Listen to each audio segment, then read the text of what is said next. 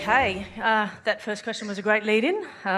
You looked at me 3 times in our last session and said, not yet, but good question. Hold that thought. So, very pleased to be here. I wrote it down because I had no idea what it would be like being up here. But I will just frame the conversation by saying, after the second day, you talked about, you said, you cannot let go of your desires because Source has got hold of them. And that's thinking in terms of the total you as a we. I got it. And then you said the worst feeling in the world is to try and let go of your desires because in doing this you disconnect from Source.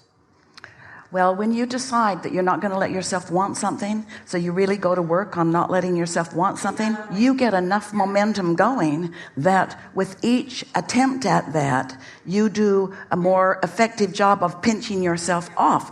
But the reason that it gets bigger and bigger and bigger and therefore feels worse and worse and worse is because every time you say, I do not want this thing that I want, the wanting becomes stronger. The desire becomes stronger. The desire takes on more shape, and your inner being focuses upon it proportionate to your attention to it. And so it's really interesting how this thing you have decided not to want, you want more than ever. And when you want something more than ever, your deliberate attempt at not allowing yourself to have it causes a stronger tug of war within you. So your negative emotion becomes more and more discernible and uncomfortable. Yes. And I went back to my stateroom and I was just contemplating, and I have always thought, and I've seen you a number of times, I don't want to be in the chair. And I thought, well, how do you know you don't want to be in the chair? You've never been in the chair. And so I thought, well, okay, let's get up in the chair and see if I like being in the chair. And that's kind of why I'm here. It's different than that, though, because you have long wanted to be in the chair.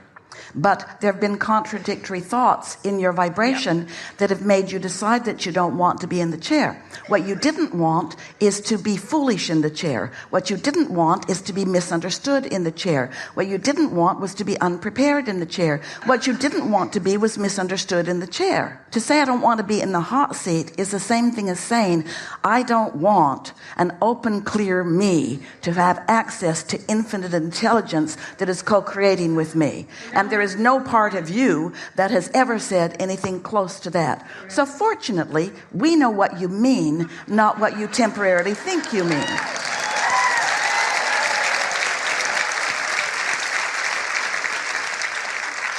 And that's where I got to since the session before we broke to go on land. And now is I got there knowing that. And I just have then one question for you. I have many questions for you, but the one I'll use this opportunity for.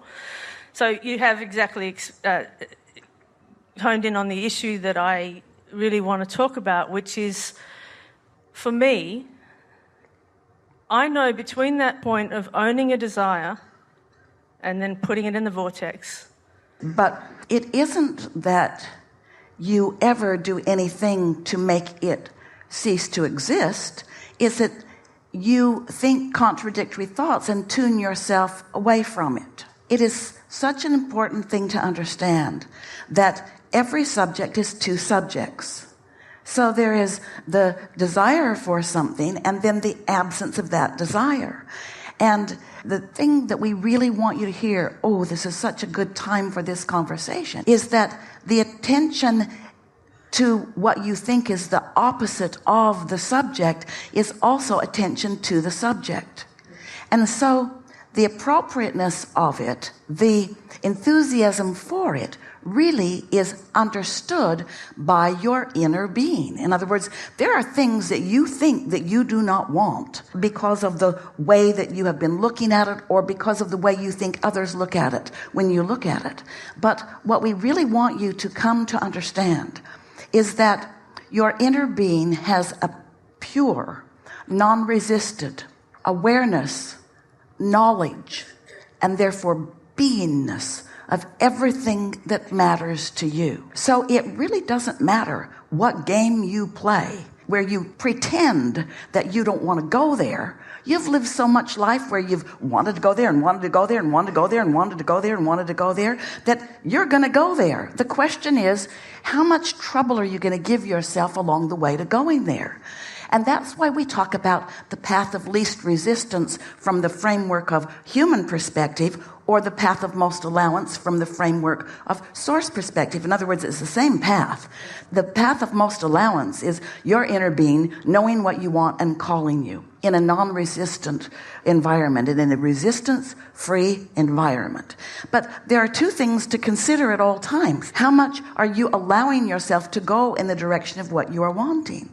And so your inner being, like many parents do with your children, is very adept at knowing so clearly what you want and knowing all of the nuances of the way you think, and knowing not just within your human environment, but within the practiced belief system, thought process of your corrupted, wrong word. Well, that's just the fun word Esther found. Your inner being is calling you, not just through and around the environment that is with you. There's this path and this path and this path, but every path. In other words, you could want to go that way, and a path that way right now might be the path of least resistance. You may very well want to go that way, and that might be the path of least resistance for now, because there are less things for you to trip upon over there than there are over there. But we want to make it very clear that the path of least resistance,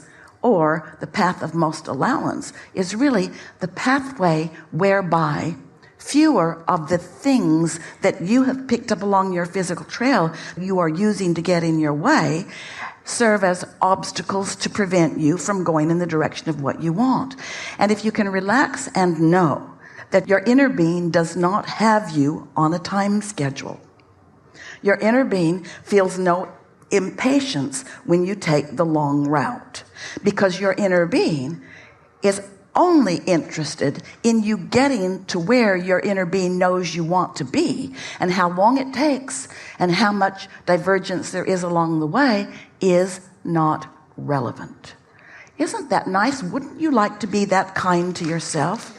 To take shortage consciousness out of the equation? And shortage consciousness is usually about what you think other people are thinking. Where if you are relaxing into what your inner being knows to be, is so interesting, because let's say your inner being knows the path of least resistance to an event or to a subject or to something.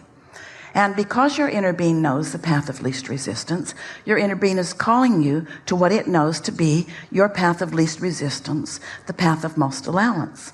And as you are called along this path of least resistance, you still, and it's natural because law of attraction is responding to your active vibrations, as you're called along your path of least resistance, what is the most obvious thing that happens? Your subjects of most resistance, when you're being summoned along a path of least resistance or a path of most allowance, your subjects of most resistance become more evident to you. Now, what's the advantage of that? The advantage of that is once you, in your human form with your conscious mind, discern that you do have some resistance going on about whatever the subject is, and you decide, a new desire comes forth within you. You decide that the most important thing here is for you to release resistance and to allow allowance. Now, maybe for the first time on this subject, you have the opportunity to consciously move in the direction of what you want. You see, your inner being is always calling you, and at what you call the end of this physical lifetime, the path of most allowance will take over, and you'll be right there with all that you have wanted. But don't you think, we do, that it would be a wonderful thing if while you are in this physical body, that you could consciously release resistance and consciously and actively be part of the process of determining for yourself and finding for yourself and carving out for yourself and accomplishing for yourself the path of most allowance? Isn't that really what satisfaction is? Isn't that what deliberateness is? So this is our way of saying to you, you're all going to get to everything that you want eventually.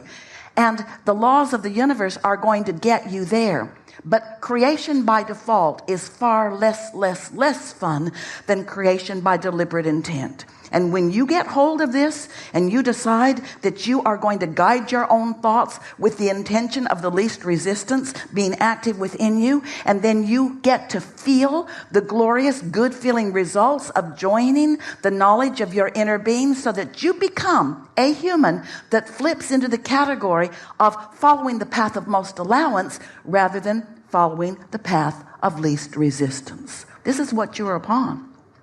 It's one nice thing not to trip over stuff. It's another thing to skip. There's a big difference between just not suffering and just not tripping and skipping. There's a big difference between sort of kind of feeling good and feeling elation. There's a big difference between not suffering and feeling exaltation. There's huge vibrational distance between those vibrations. And none of you intended to put up with the mediocrity of just enduring. We teach joyous survival, not just survival. You're surviving. You're eternal. That's survival with a capital S. You're surviving. The question is, are you joyous in your surviving? In your eternal survival? Yeah.